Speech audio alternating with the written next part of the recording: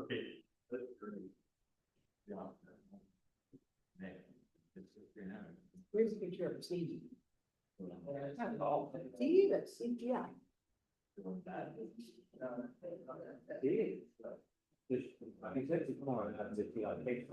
Oh, it's recording. Okay, cool. We'll get started. Don says she, but she started. Yeah, I have no doubt she can do it all.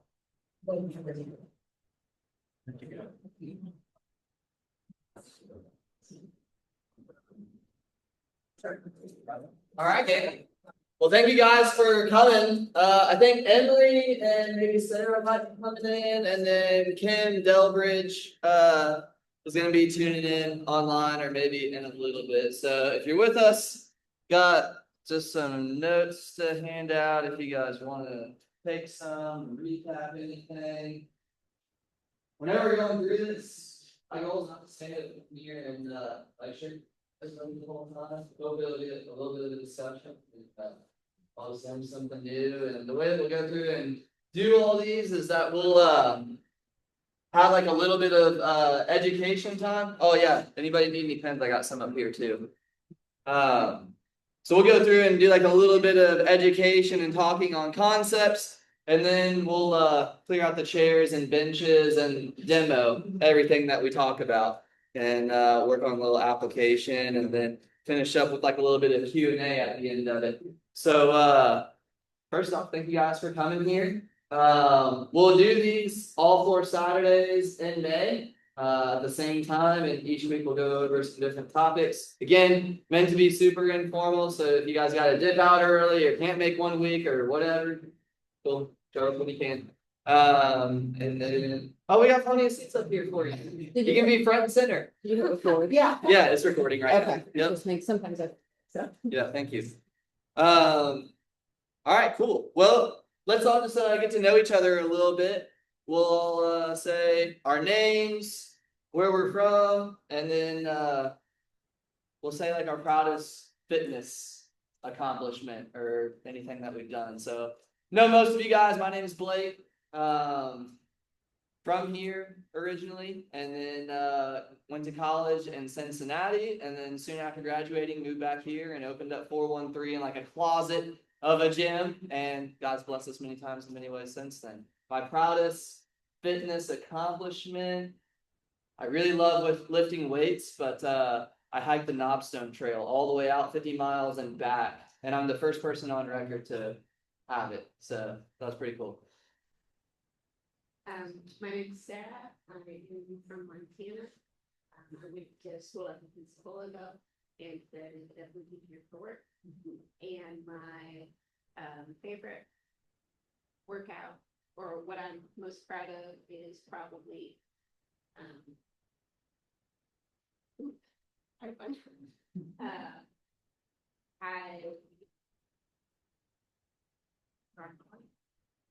Flipping a motorcycle off of you? Yeah, I have. After working out there a lot, I've been getting a motorcycle off of me. Whenever Sarah's a biker chick. So that's one big accomplishment. Right. So Nice. Come over here. I'm Clint. From here. Never left here.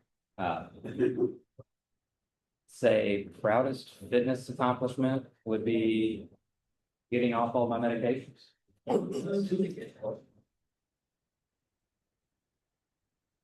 I'm Joanne, I'm from Shelby County, Kentucky. I'm one of Blake's longest, oldest both members. Maybe I think you were the first like non-family member. First non-family. Yeah, it was my dad and grandpa. Joanne was number 3. Great. So I've been playing 413 almost 11 years, and about, I don't know, 5-7 years ago, I decided that we needed somebody to represent the oldest very group. So I decided to become an instructor, and about my biggest accomplishment happened last year when we had our first granddaughter, and my goal was to be able to get up and get on the floor easily with her, and I can do that. Everybody, I'm Chuck. I've been here my whole life, this area. I actually work at Humana. We're close to retirement age, so possibly coming over here and helping 413 with the other regular folks. And what's the other? My accomplishment probably is about 7 years now of solid in with 413 and working out about four times a week consistently. Let's see, we'll put Emery on the spot just because you came in late. Yeah. We're saying who you are, where you're from, and proudest fitness accomplishment. Okay. My name is Emery. I'm local from here. Proudest fitness accomplishment. I ran a half marathon about it. Raw dog it. Yeah. Cool. I'm Saren, 18.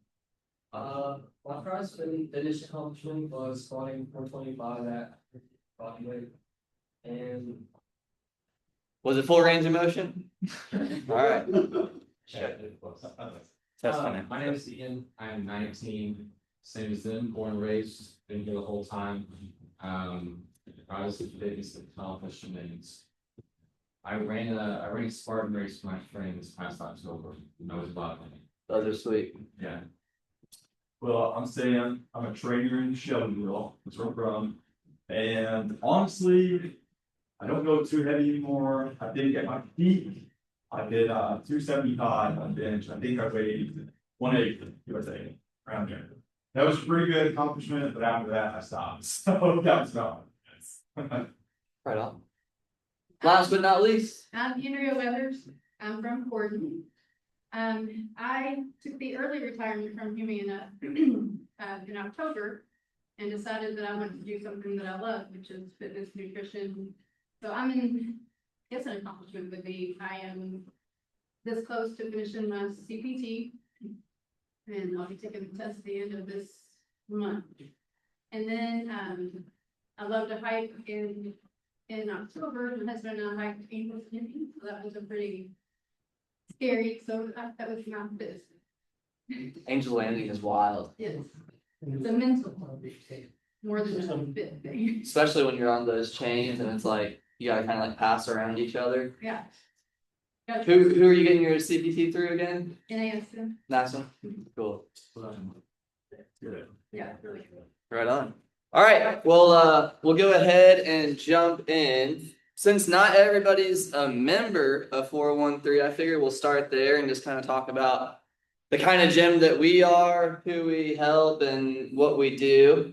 So 413, I'll say we'll lead with this. It's named after Philippians 4:13. I can do all things through Christ who strengthens me. It's just one of the few verses in the Bible that talks about strength. So I always just thought that was a good one to base the gym around. So a lot of the words that we speak in here are like positive affirmations of strength and ability and confidence. I think a lot of the general population that come in here tell themselves a pretty sad story of just like what they believe about themselves. So 413 stands to serve as a place to build people up and encourage them, pump them up full of high fives.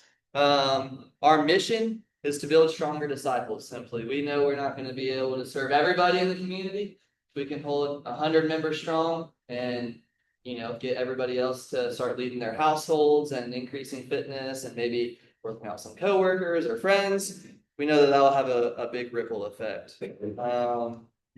Let's see who we are, what we do. And a lot of people in their business get real specific on like a certain target audience, but I mean, ours is pretty vast. I would say anybody that's really willing and able. And being that we're a personal training facility, it's not like we're not going to have a bunch of 18, 19-year-olds in here because our membership's a couple $100 a month for most things. So usually that just kind of skews the age up a little bit. But we work with everybody from people that have high levels of fitness to low levels of fitness to people like Art Burner that, how old's Art? 75. 75. I'll give him 78. I know he's pretty old. He's had all kinds of heart bypass surgeries and he's got a chest hernia. It looks rough, but that dude doesn't quit. We got a spot for everybody is the point I'm trying to make. So that's our job as coaches, to be able to set everybody up for success. And I mean, we'll get into it in, I guess third week or something about progressing and regressing the exercises. But probably the best fitness coaches are the ones that are able to make everything a lot easier and set people up for success. The young guns and myself included, we like to push ourselves as hard as we can, but that's not where everybody is usually. So that's probably one of the hardest things being a personal trainer or fitness coach is just about removing your bias or like your lens off of it and trying to figure out where other people are coming in at. Let's see. I think some of the main verbiage that I've been sticking to lately is that we really increase confidence through physical competence by setting people up for sustainable habits and creating an environment that they look forward to coming to. So we do the fitness coaching in here, but like Andrew talked about, we also have wellness coaching, which is a habits-based approach to everything outside of the gym. So just trying to figure out what's sustainable for people outside the walls. We're not going to really push any supplements or any meal plans or diets on people. Habits-based approaches, everything that we believe in. Let's see.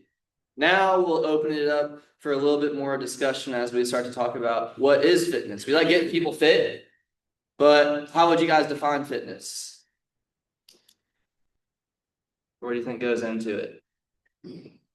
Not everybody all at once. No wrong answers. There's a lot of right answers. If you say bench 315, that is correct. Being able to do physically what you want to do. Right, if you want to pick up your grandchild, that you can do it, you got the strength to do that and feel comfortable or capable that you're gonna hold on to the child and not fall down.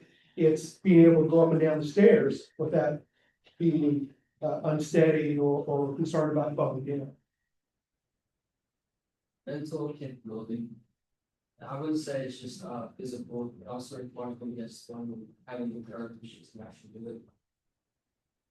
Getting over some of the mental barriers are the biggest ones. What else does it mean to be fit?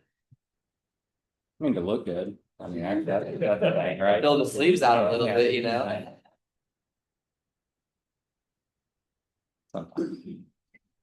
Yeah, Well, tequila does that as well. that's a faster route, but the next I day. think that was more with the confidence. Yeah.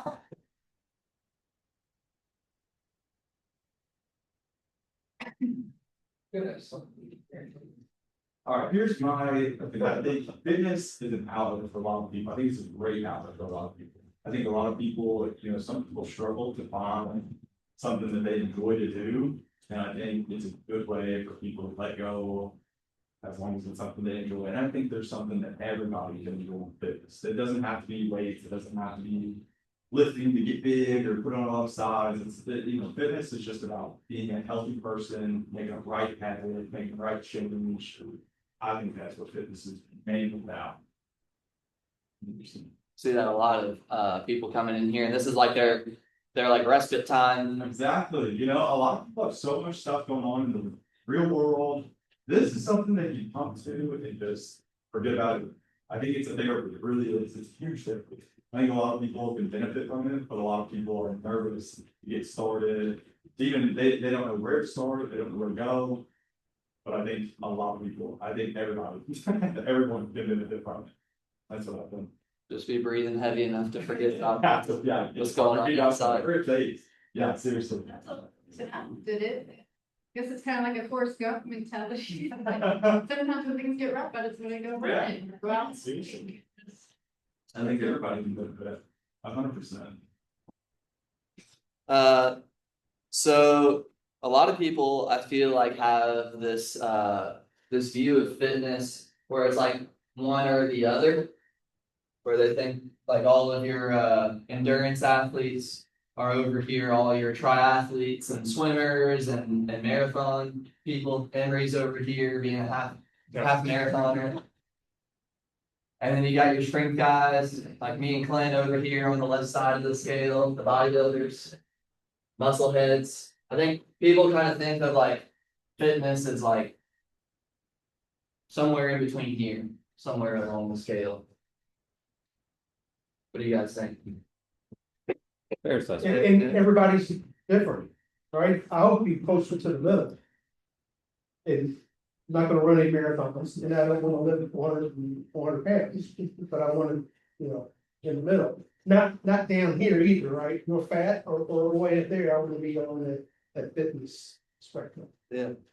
Where did the yogi people fit in there? Well, good question. Yeah. So a lot of people think of fitness as like this sliding scale of like either you're on the left side or the right side. But really, there are 10 components of fitness, strength and endurance being 2 of them. So we'll think of fitness as more like a list. If you guys have, man, any of the old video games, you know how you have all your character attributes going around the circle and then like each one would go out a little bit further all around. I think that's kind of the way that I look at fitness. So if you have all the different components of fitness all around, so Clint mentioned like flexibility through the yoga stuff. So now we're starting to think of like other attributes of fitness. What else do you think you guys can come up with? There's Agility. seven more to go. Yeah. I'm not gonna keep writing facts. Agility, balance.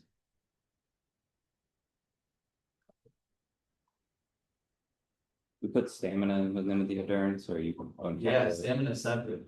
Right about that. There's 6. Same mobility. Yeah, flexibility and mobility are close. They're not the same, but I'll wrap them in together. Okay.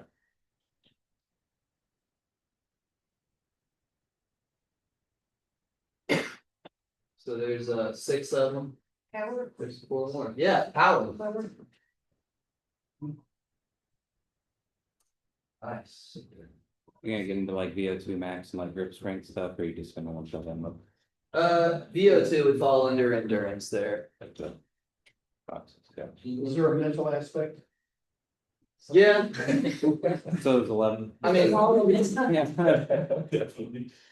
I would say the mental toughness most closely resembles stamina because we'll get into defining, but stamina is like your ability to keep buffering against the lactic threshold. And I think when people start to feel that burn is when they'll tap out. And I think that's your capacity for stamina or your mental toughness or a combination of both that you're able to continue along. Ignorant questions. Accuracy in there, or is that like a separate category? Yeah, it actually is.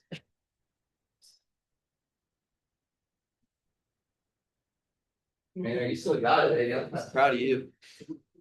What's what? Bodybuilding? Yeah. I would say that's like strength. There's a bunch of different types of strength, and we'll get into that next one and start defining all of these. But that's like hypertrophy, and then like weightlifting is like power movements, and then there's powerlifting, which is just like absolute strength. 2, 3, 4, 5, 6, 7, 8. You got 8 up there? Yeah. 2 more. Balance. Man, all of our members should be getting one right now. Our challenge of the month, fully custom. Oh, coordination. Come on, guys.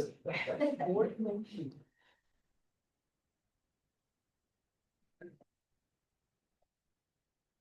Got any top stars in here? Any track runners? Speed. Speed. What is that? 10? It's 10. Cool. Thank you guys for helping me remember all.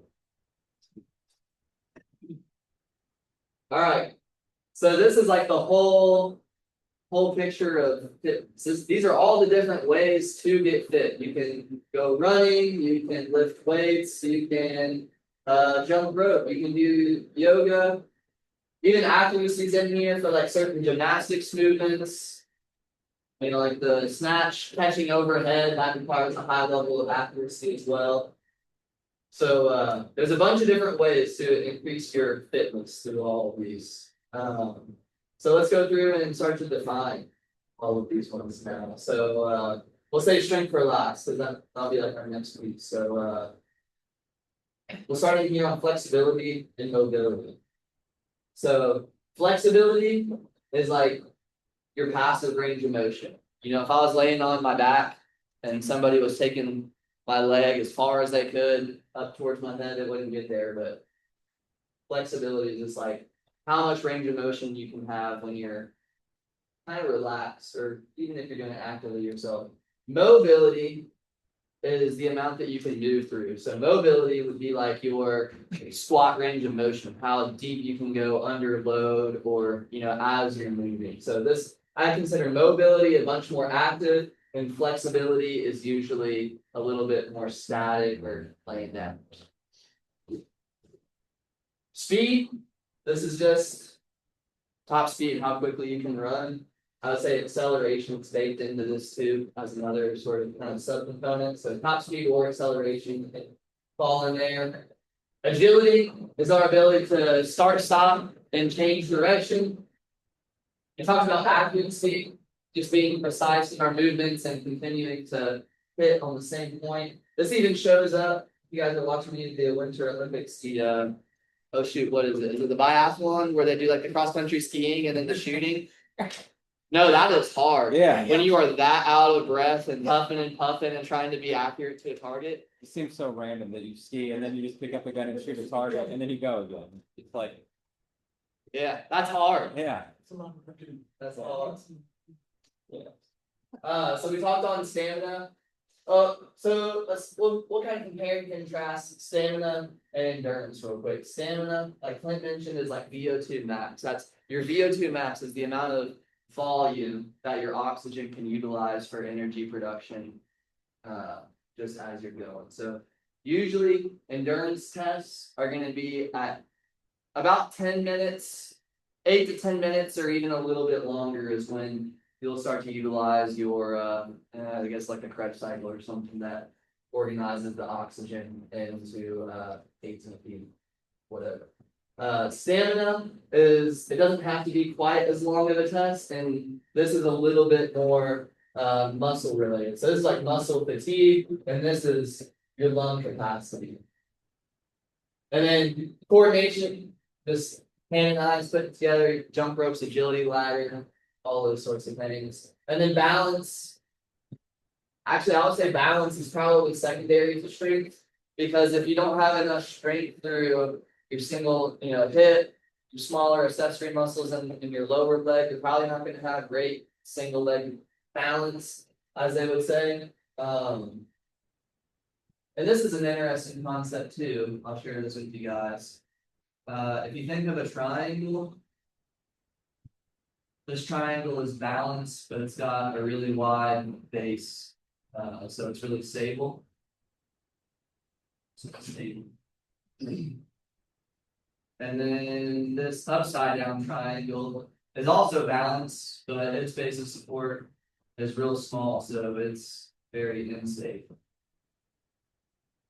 So even though you have balance, you might not always have stability. And I think this is where a lot of the weird stuff happens with like core training, when people will stand on the BOSU balls or some sort of balance board or something and say they're training their core. If you don't have a stable base, you can't produce any stiffness, and without stiffness, you can't produce any force or power or anything. So we like big, strong bases here for increasing core stability, and then, like I said, balance can be either of the two. Does that make sense? Mm-hmm. Joanne, you look a little inquisitive. No. Okay, just squinting to see. Yeah, it's good to see. All right, strength and power. What do you guys think are the difference between those two?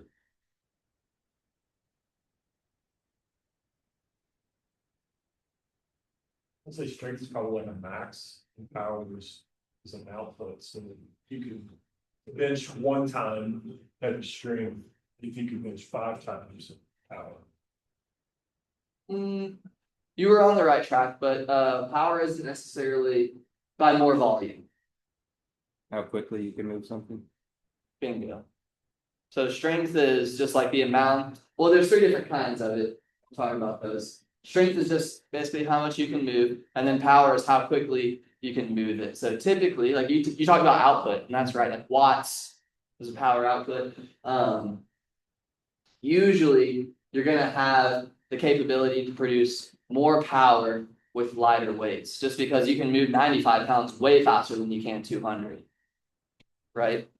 So the power moves is based on rate of force production. Yeah, so power is usually a little bit lower volume, usually like 1 to 3 reps is a pretty good range for power, or 5 and under is pretty good. And then strength training can range in reps and volume through all nights, depending on what your goal is. And then we talked about there being a couple of different types of strength. Do you guys have any ideas on what the different types of strength are? Absolute and relative. Yeah. I mentioned them a little bit earlier through some of the different genres.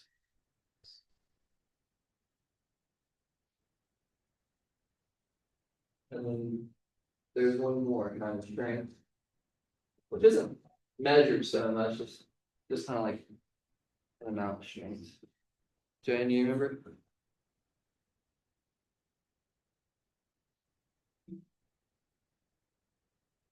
There's functional strength is the third kind.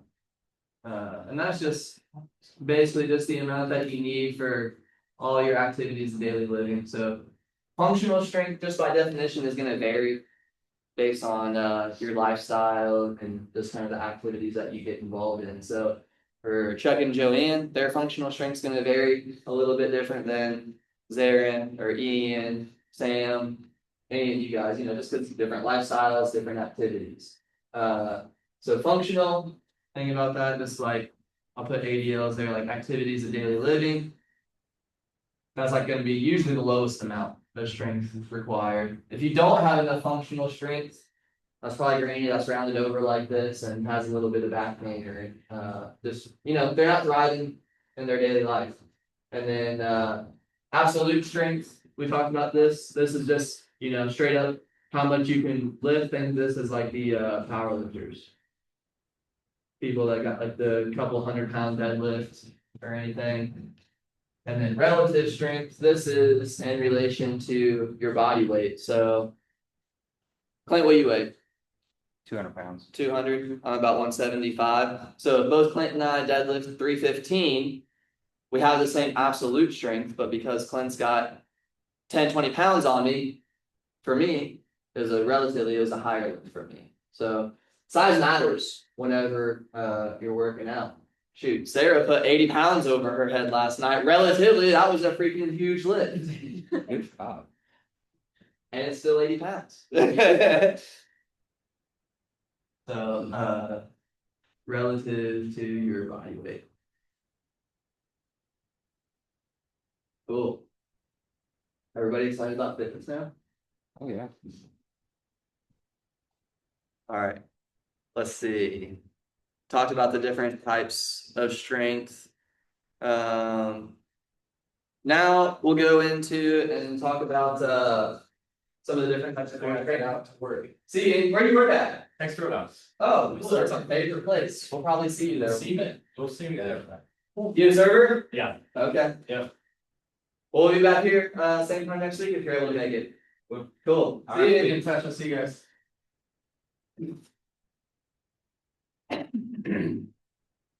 Maybe next week you can bring us back some cinnamon bun or something. Yeah. You don't know what's in there. I don't need to. That's the trick. All right.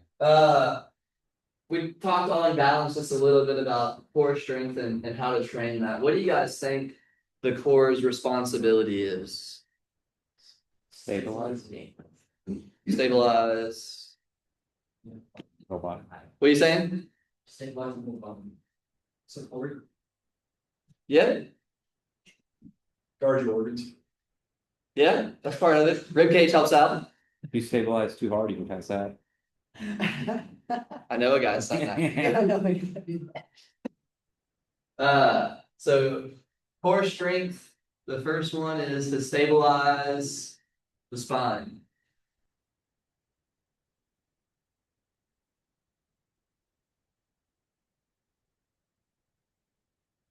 So our core's responsibility is for force transfer between our hips to our shoulders. This is the way that we interact with our environment, whether we're picking something up, moving something around, reaching for something. We have to have a stable spine that's able to connect between our hips to our shoulders. The second one is to actually resist spinal extension. A lot of people think about doing, a bunch of crunches for their core. The spine necessarily isn't meant to do a bunch of flexion and extension. I'll show you guys this. So all of our vertebrae are like these blocks in our back, and all of them they're pretty good at rotating. They have a little bit of front to back flexion and extension, but mainly they're kind of meant for rotation. Joints that are made for flexion and extension are like our elbow. They're a hinge joint. This is a really good flexion and extension. Our knees, really good flexion and extension. I like to do lots of rotation too, but I don't think that's right. So our core stabilizes our spine and resists spinal extension. So we don't do a bunch of crunches in here for our core exercise. A bunch of unilaterally loaded exercises, so one arm or one leg at a time, and then just focusing on a bunch of compound movements too is a great way. The more muscles that you use, the more bang for your buck that you get. Especially all of our members a lot of our members that come through here are just like general fitness population. So if they get 2 or 3 workouts a week, it's pretty good. So for them, it doesn't really make sense because their schedule flexes and everything. It doesn't make sense to do back and biceps one day, chest and triceps another day. You wouldn't really do legs if you're only doing 2 or 3 workouts, and then maybe a cardio day or something like that. You guys can laugh at any of my jokes. They'll help me like these. So a lot of our workouts in here are just total body workouts, and kind of bake some of the core exercise training on into it. So let's see. Talked about the function of it. So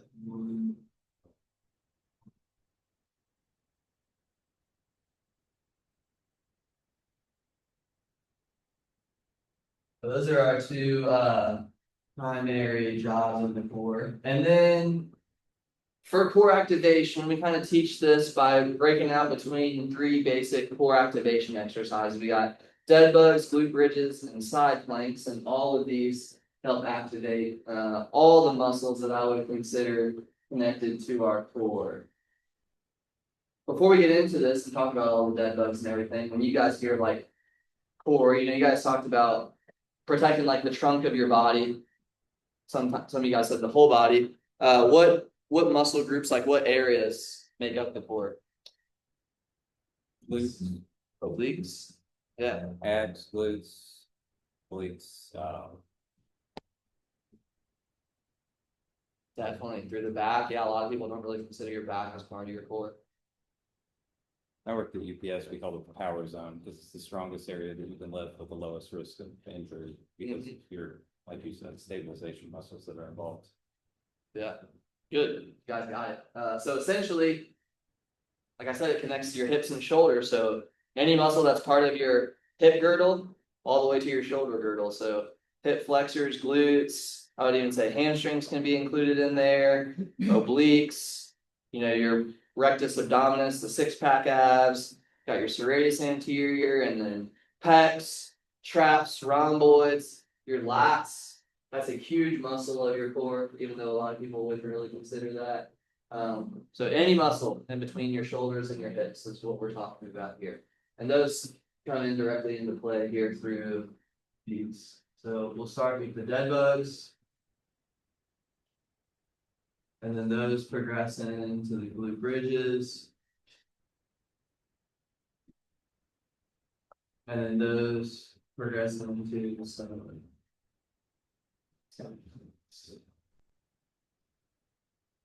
So through each of these, we've got like a goal that we're trying to, kind of spark or activate. And then on each of them, they progress on top of one another, so we'll add in the new muscle group and then also include everything that we had before, hopefully. So the dead bugs, this is one we're just learning the neutral brace.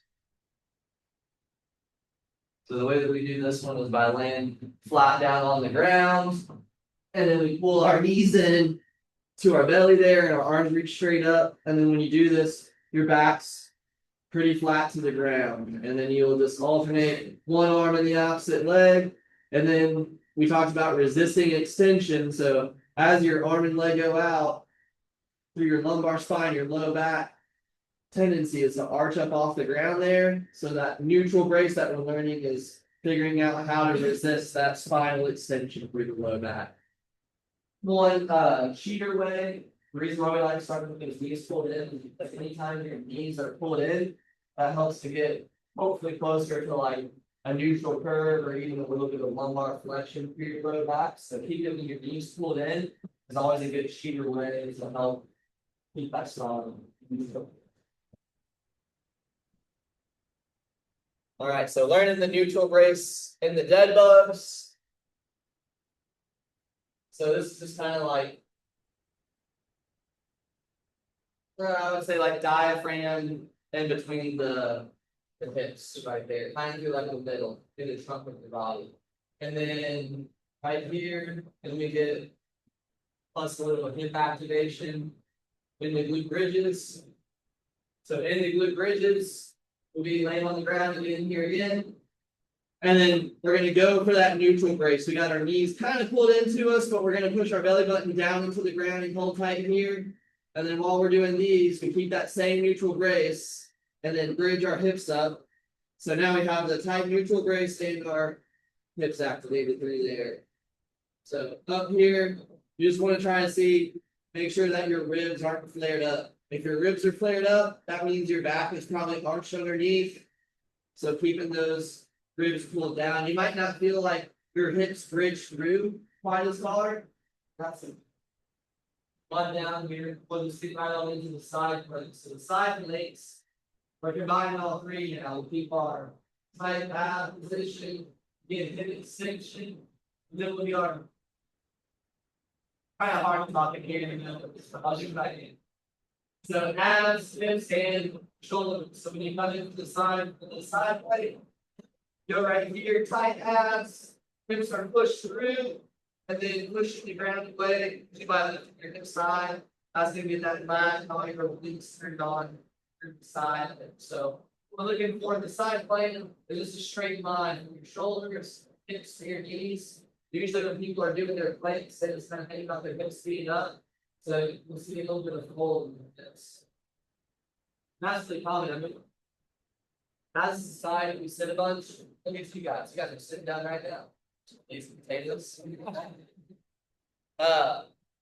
So it's just really uncommon for us to really get much hip extension. And when we do sit all day long, our glutes and hamstrings are finally turned off. Being a student athlete is like the hardest thing because you go from sitting all day long and then asked to get up and run, jump, and everything else. So undoing the seating position, that's a big part of what we try to aim for as well.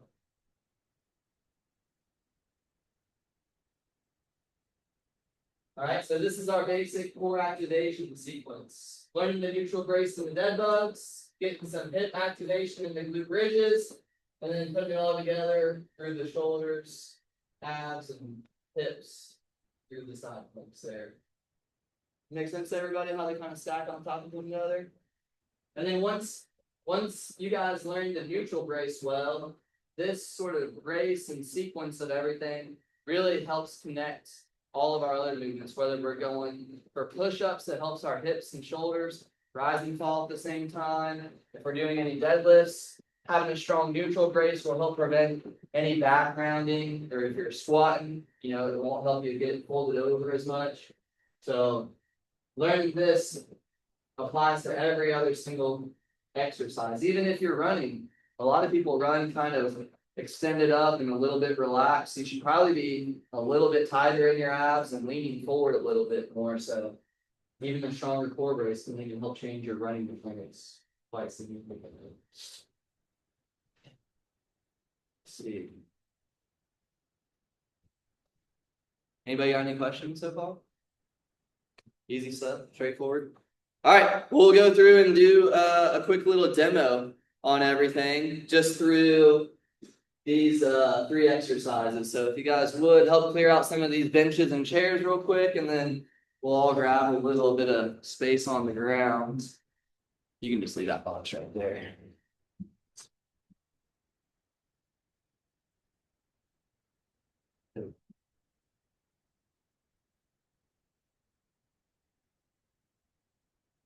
All right, guys, just grab a little space on the ground and we'll start by cycling through on those dead bugs for the first one. Pro tip, don't stare at the lights. Yeah.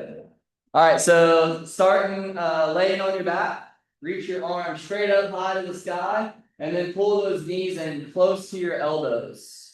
Pull those knees in close to your elbows. Now, you should feel the back of your hips on the ground, so you shouldn't be rolled off the ground with your hips. Try to keep that low back and hips flat.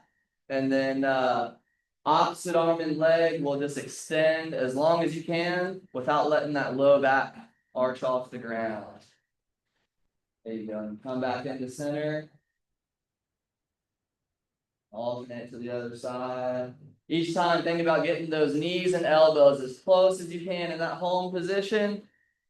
And then if you feel like that back starts to arch up a little bit as you're extending, just leave that foot out a little bit higher. And as you get stronger and stronger, you'll be able to let it drop a little bit lower. Keep working through those, about 10 more seconds. Then reaching up straight to that one position. And we'll go through this in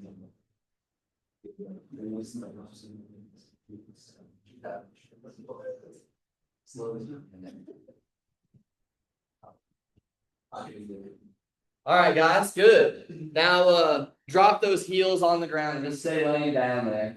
And we're going to keep that same brace in your abs. And then driving from those heels, you're going to try to squeeze all through the backs of our legs, through our hamstrings and hips through there. Now remember, when you bridge your hips up, try not to let those ribs flare up. Think about keeping those ribs pulled down and just bridging those hips up as big as you can. And then reset back down to the ground. Make sure that back's flat down. And then bridge up again. Just crank out a couple of reps here. We'll go for about 20 seconds.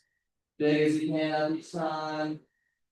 Reset back down. Make sure you get that back set flat to the ground again each time. Just bridge those hips up. Try to keep bridging those hips up a little bit higher and higher each time. There you go. Nice. That'll be good.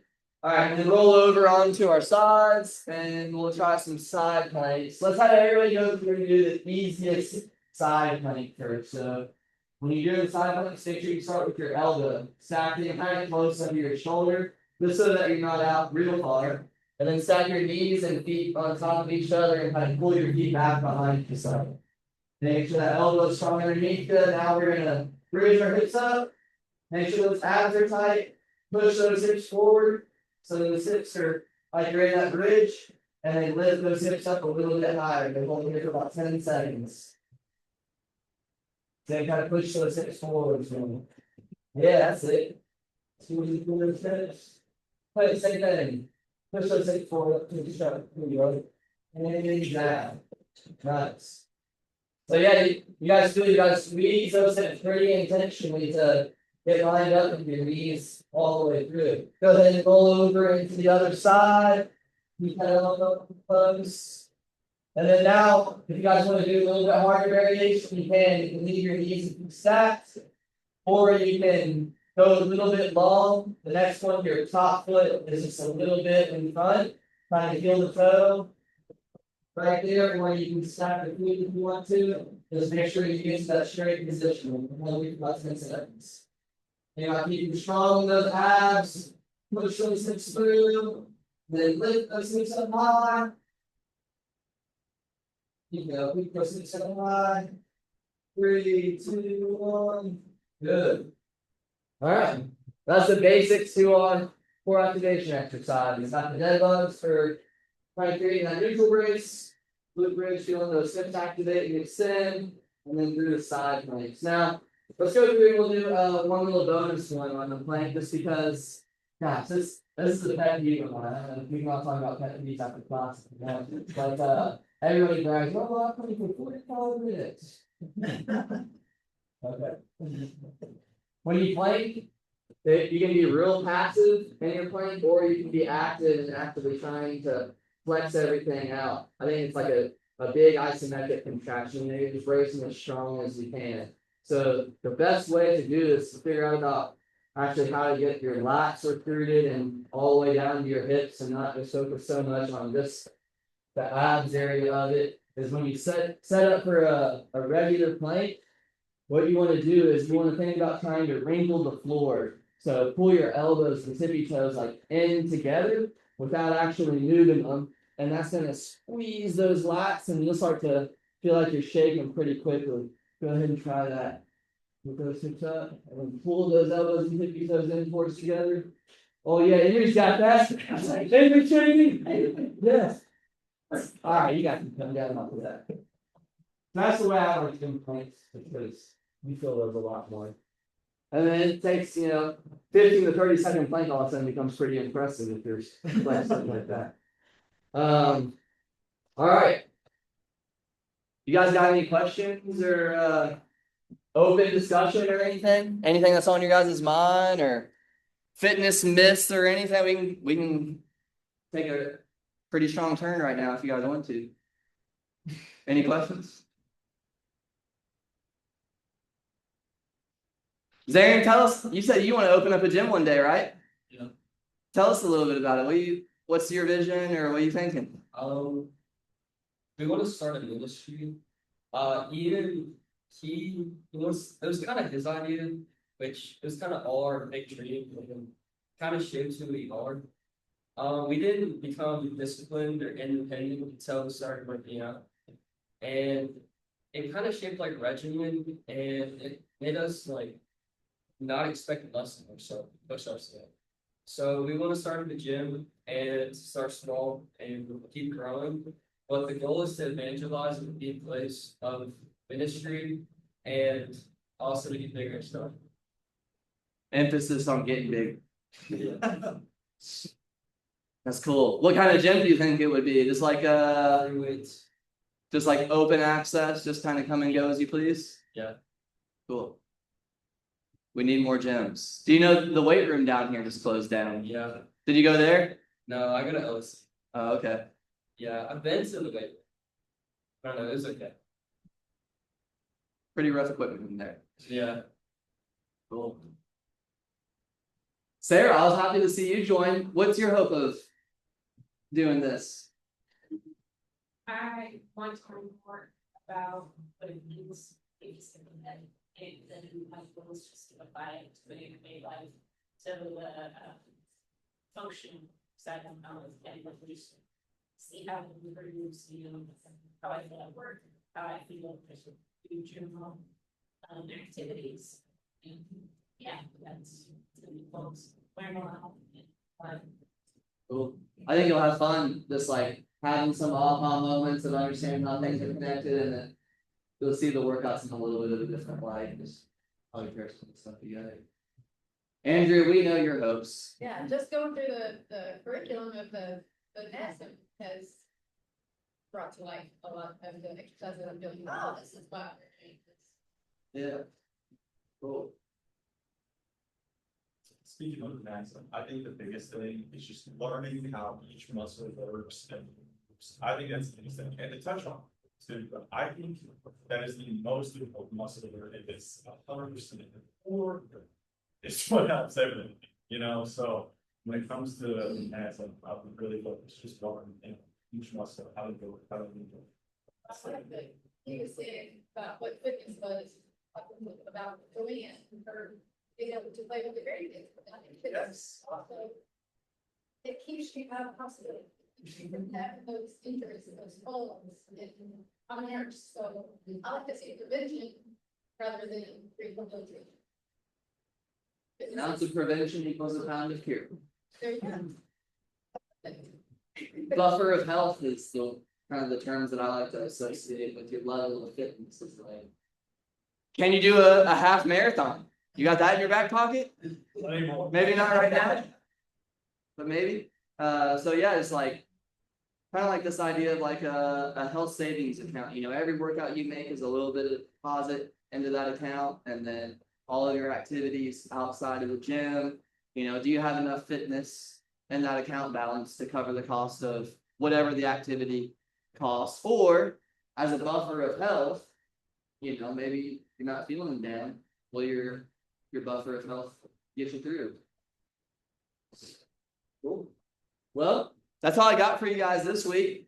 If you guys got anything else, feel free to holler at me, or if you want to meet up and talk a little bit more, answer any questions, let me know. And then be back here same time next week.